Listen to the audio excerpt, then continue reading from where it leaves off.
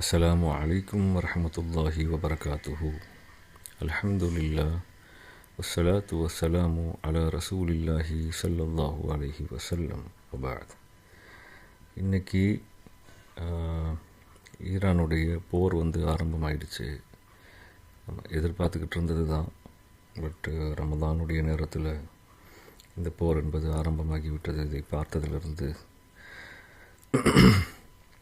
ரொம்ப இன்றைக்கி சப்ஜெக்ட் தொடர்ச்சி பேசுகிறதா, இது நம்ம எப்படி இதுன்ற எனக்கு கன்ஃபியூஷன் ஆகிப்போச்சு. சரி, ஹைர்.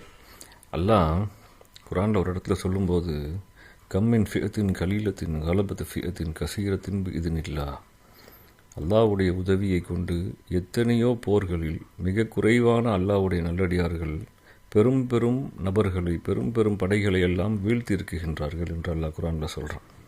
இன்றைக்கி ஒரு வருஷம் ஒரு 6-7 மாதத்துக்கு முன்னாடி நம்ம பார்த்தது, இன்றைக்கி வரைக்கும் உலகம் பேசிக்கிட்டு இருக்கிறது, அமெரிக்கா எவ்வளோ பெரிய ஒரு வல்லரசு நாடு, எவ்வளோ பெரிய பவர் உள்ள நாடை ஒரு சின்ன நாடு ஈரான், அந்த நாட்டினுடைய தலைவர் சின்ன ஈரானுடைய நாடு இவ்வளோ பெரிய அமெரிக்காவை எதிர்த்து பயங்காட்டுது அப்படின்னு சொல்லி உலகம் பேசுது இல்லையா?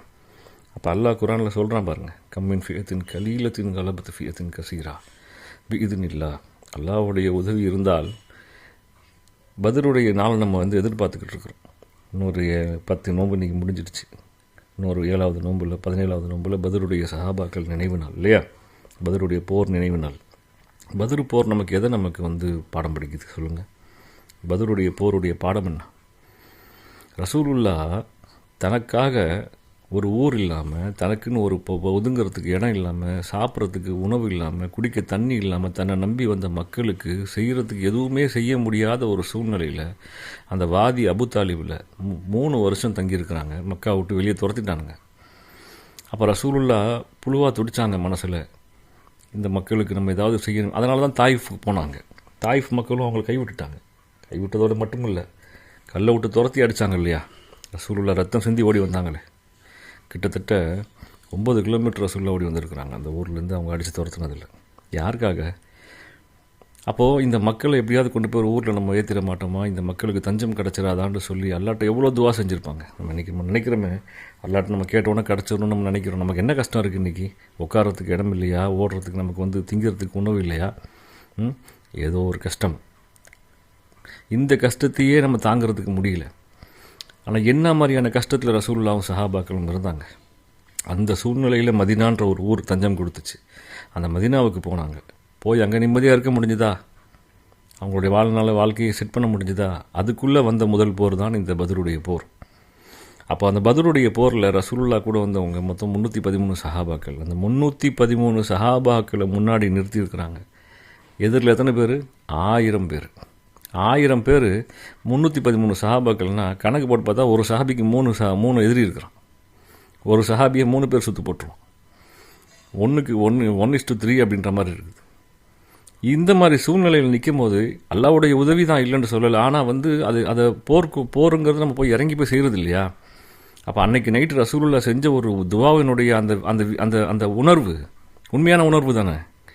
நான் என்னோடு வந்த நபர்களை என் மீது என்னோடு சேர்ந்து இஸ்லாம் கொண்ட இந்த நபர்களை கொண்டு வந்து இந்த போர்க்களத்தில் நிறுத்திட்டேன். அல்லாஹ், இந்த படை தோற்று விட்டது, இந்த படையில் இருக்கக்கூடிய எல்லாரும் இறந்துட்டாங்கன்னா அல்லாஹ் உன்னை வணங்குறதுக்கு இங்கே ஆள் இல்லாமையே போயிருன்ற அளவுக்கு அவங்க உச்சகட்டமாக துவா செஞ்சாங்க. அபூபக்கர் சித்திக் நாயகம் ரசூலுல்லாஹ்னு சொல்லி தட்டி கொடுத்தாங்க. அது உண்மையாக தானே? அது உண்மையான உணர்வு தானே? ஈசா நபியை பின்பற்றினவங்க மொத்தமே 12 பேர் தானே. அப்போ சஹாபாக்கள் 313 பேர் இருக்கிறவங்க கொண்டு போய் மொத்த பேர் இழந்துட்டோம்னா, இந்த 13 வருஷத்துக்கு 313 பேர் வந்திருக்கிறாங்க. இப்போ இந்த 313 பேரை இழந்துட்டா அடுத்து என்ன பண்ண முடியும் ரசூலுல்லாஹ்வால? எவ்வளோ பெரிய டஃப்பான டார்கெட், எவ்வளோ கஷ்டம், என்ன உழைப்பு.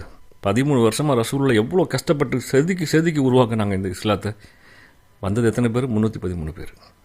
அந்த பத்ரினுடைய வெற்றியில்தான் இஸ்லாம் வளர ஆரம்பித்தது. அதனால்தான் பத்ரு போர் நமக்கு ரொம்ப ரொம்ப முக்கியமானது. இப்போ எதுக்காக பத்ரு போரை பற்றி சொல்கிறோம்? ஏன்னா நமக்கு இன்னும் ஒரு வாரத்தில் பத்ரு போருடைய நினைவு நாள் வருது.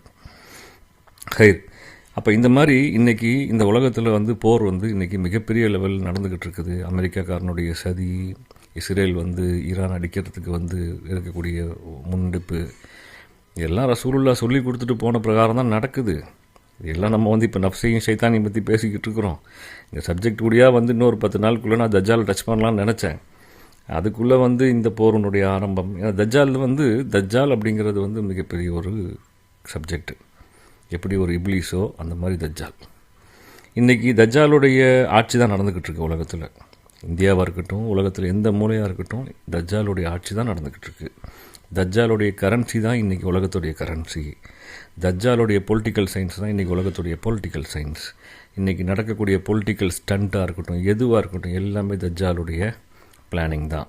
அவனுடைய பிளான், அவனுடைய இம்ப்ளிமெண்டேஷன் தான் இன்றைக்கி உலகத்தில் நடந்துக்கிட்டு இருக்குது. அதனால் இந்த போர் என்பது இன்றைக்கி முடிகிற விஷயம் இல்லை. ஏன்னா இனி போர் தான் எல்லா பக்கமும் இருக்க போகுது. ஏன்னா இந்த போர்க்களம் உச்சமாகக்கூடிய நேரத்தில் தான் ஈசா அலி இஸ்லாம் இறங்குவாங்க, மஹதி அலி இஸ்லாம் வெளியாகுவாங்க. அதனால் இப்போ நம்ம இனிமேல் இந்த உலகத்தினுடைய அழிவு நாளை நோக்கி தான் நம்ம நகர்ந்துக்கிட்டு போயிட்டுருக்கோன்றதில் எந்த மாற்று கருத்தும் இல்லை. அல்லாஹ் நம் அனைவருக்கும் மனதளவில் உறுதியையும் நமக்கு மிகப்பெரிய மனசக்தியையும் தந்தருள் புரிவான். ஹைர், அல்ஹம்துலில்லாஹ். அப்போ நேற்று நம்ம பேசின இந்த சப்ஜெக்ட் நம்ம கொஞ்சம் பேசிடுவோம். அப்போது இறைநேசர்கள் ஆவது எப்படி, அல்லாஹ்வுடைய நேசத்தை பெறுவது எப்படி, அல்லாஹ்வுடைய நேசத்தை பெற்றால் அவருடைய வாழ்க்கை எப்படி இருக்கும் என்று சொன்னால், அல்லாஹ்வுடைய நேசத்தை அடைந்தவர்களுக்கு அல்லாஹ் சொல்கிறான், அலா இன்ன அவுலியா அல்லாஹி லா ஹவுஃபுன் அலைஹிம் வலா ஹும் யஹ்சனூன்.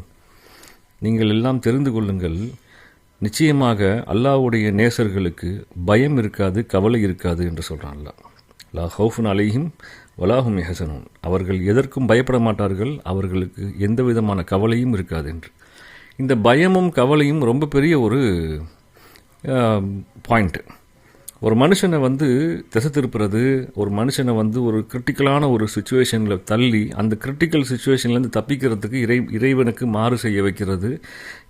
எதுக்கு சக்தி அதிகமாக இருக்குன்னா பயத்துக்கும் கவலைக்கும் தான் இருக்குது. ஆசையை விட பயமும் கவலையும் தான் ஒரு சுச்சுவேஷனில் முடிவெடுக்க வைக்கிறதுக்கு அதுக்கு கெப்பாசிட்டி ஜாஸ்தி இருக்குது. ஆசையில் கூட நம்ம என்ன செய்வோம், சுச்சுவேஷன் பார்த்து நம்ம அந்த ஆசையை தவிர்த்துக்க முடியும். ஆனால் ஒரு பயமோ கவலையோ, நாளைக்கு இதை நம்ம செய்யலைண்டா நாளைக்கு நம்ம வேஸ்ட்டாக போயிடும், நாளைக்கு நம்மளுடைய வாழ்க்கை நாசமாக போயிடும், நாளைக்கு நம்மளுடைய குடும்ப ஆபத்தில் போயிடும் அப்படிங்கிற ஒரு கவலையும் பயமும் தான்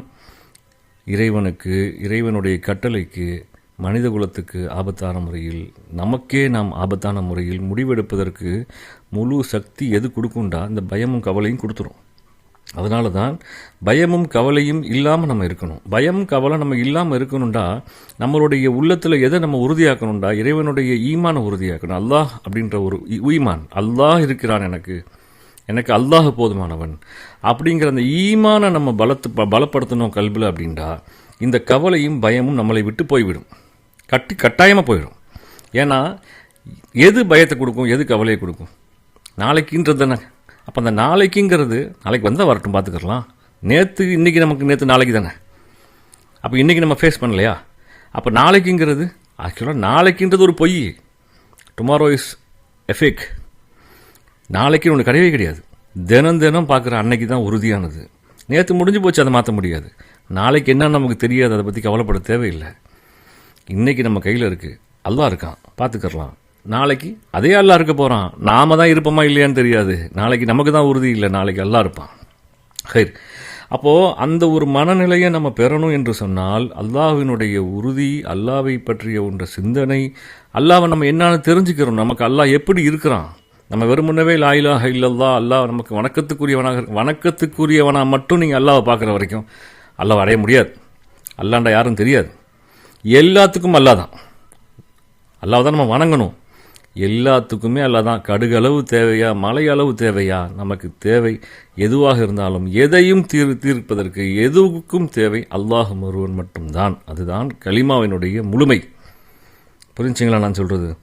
ஹைர். அப்போது அல்லாஹு ஜல்ல ஷானு தாலா அவனை நாம் ஈமானில் பலப்படுத்தும் போது, அல்லாவை நாம் நம்மளுடைய ஈமான் முழுவதுமாக அல்லாவை நாம் நிரப்பி ஈமானில் அல்லாவை நாம் பலமாக உட்கார வைக்கும்போது அல்லாஹு ஜல்ல ஷானு தாலா நம்மை பிரியப்படுபவனாக மாறுகின்றான். அல்லாஹ் நம்மை பிரியப்பட ஆரம்பிக்கிறான். அப்போது அல்லாஹ் நம்மளை பிரியப்படணும்னா நம்மளுடைய கல்பில் இறைவனுடைய சிந்தனையை, அல்லாஹ் இருக்கிறான், எனக்கு அல்லாஹ் போதுமானவன் என்ற ஒரு உறுதியை, ராக் சாலிடான உறுதியை நம்ம கல்பில் வைக்கணும். அதுக்கு நமக்கு இறைவனை பற்றி தெரியணும்.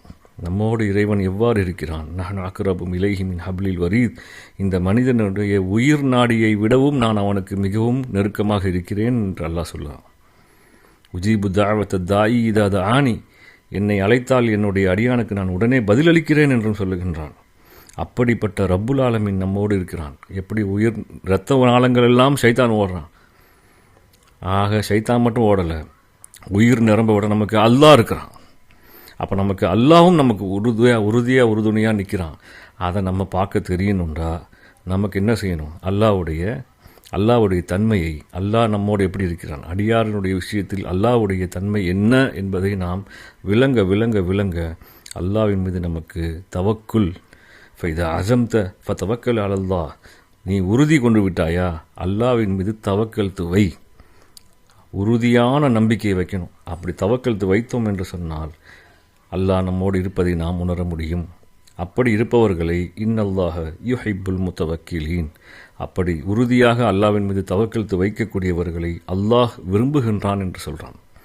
ஆக நாம் அல்லாஹ்வை நேசிக்க ஆரம்பித்தோம்னா அல்லாஹ் நம்மளை நேசிக்க ஆரம்பிப்பான். நம்மளுடைய நேசத்தை விட அவனுடைய நேசம் மிகவும் பெரியது. அல்லாஹ் நம்மை நேசிக்க ஆரம்பித்து விட்டால் நமக்கு நடக்கிறது என்ன? அல்லாஹ் இன்னொரு இடத்துல சொல்லும்போது யுஹிப்புக்குமுல்லாஹ் வ யக்ஃபிர் லக்கும் துனூபக்கும், அல்லாஹ் உங்களை பிரியப்பட்டு விட்டால் உங்களுடைய பாவத்தை மன்னிப்பான். முதல் நாம் செய்த பாவத்தை மன்னிப்பான். அல்லாஹ் நம்மை பரிசுத்தப்படுத்துவான். நம்மை நஃப்ஸினுடைய அடிமைத்தனத்திலிருந்து நம்மளை வெளியாக்குவான். இப்லீஸ் நம்மளை அண்டவிடாமல் பார்த்துக்கொள்வான். இது நடக்கும்போது ஐந்தாவதாக நமக்கு பயமும் கவலையும் நம்மை விட்டு போய்விடும். அல்லாஹ் இருக்கிறான், பார்த்துக்கொள்ளலாம் என்ற அந்த உறுதி, அந்த ஈமானுடைய பலம் நம்மை வந்து சேர்ந்துவிடும். இதுதான் அல்லாஹ் நம்மை விரும்பினால் வரக்கூடிய மிகப்பெரிய பெனிஃபிட். இதை நம்ம அடைஞ்சே தீரணும். ரொம்ப ரொம்ப முக்கியம். ஹைர், அல்லாஹு ஜல்ல ஷானஹு வ தஆலா நம் அனைவரையும் அவனுடைய நேசத்தையும் அவனுடைய முழுமையான அந்த ஈமானுடைய அந்த சக்தியை நம்முடைய கல்விலே உறுதிப்படுத்தக்கூடிய தன்மையையும் உண்டாக்குபவனாக ஆக்கி அருள் புரிவானாக. ஆமீன். وآخر دعوانا أن الحمد لله رب العالمين والصلاة والسلام على أشرف الأنبياء وسيد المرسلين. السلام عليكم ورحمة الله وبركاته.